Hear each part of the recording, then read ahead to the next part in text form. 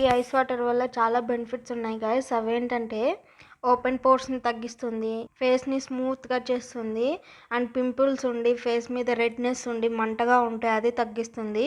Puffy ఐస్ని and కళ్ళ కింద dark సర్కిల్స్ని తగ్గిస్తుంది. అలాగే ఫేస్ మీద ఆయిల్ని కంట్రోల్ చేస్తుంది, ఫేస్ మీద జిడ్డు జిడ్డుగా లేకుండా చేస్తుంది, అండ్ బ్లడ్ సర్క్యులేషన్ కూడా బాగా జరిగి ఫేస్కి న్యాచురల్ గ్లో ఇస్తుంది. నేనైతే డేలో ఒక్కసారి అయినా ఈ ఐస్ వాటర్ని 5 minutes పెట్టుకుంటాను. చాలా రిఫ్రెషింగ్గా అనిపిస్తుంది గాయస్. మీరు కూడా పక్కా ట్రై చేయండి. నేనైతే చాలా మంచి రిజల్టే చూసాను గాయస్ దీనివల్ల. నేనైతే 2 waysలో ట్రై చేశాను. అండ్ ఫస్ట్ ఇదొకటి, నెక్స్ట్ ఐస్ క్యూబ్ని ఫేస్ మీద రబ్ చేయడము. ఫేస్ మీద ఐస్ రబ్ చేసినప్పుడు అంత నాకు డిఫరెన్సెస్ కనపడలేదు, అంత మంచి రిజల్ట్ కూడా కనిపించలేదు. సో ఇలా ట్రై చేశాను నేను. చాలా మంచి రిజల్ట్ అయితే నాకు కనపడింది. అందుకే మీకు కూడా సజెస్ట్ చేస్తున్నాను గాయస్. ట్రస్ట్ మీ గాయస్, నాకైతే చాలా మంచి రిజల్ట్ ఇచ్చింది. చాలా బాగా హెల్ప్ అయింది ఇది.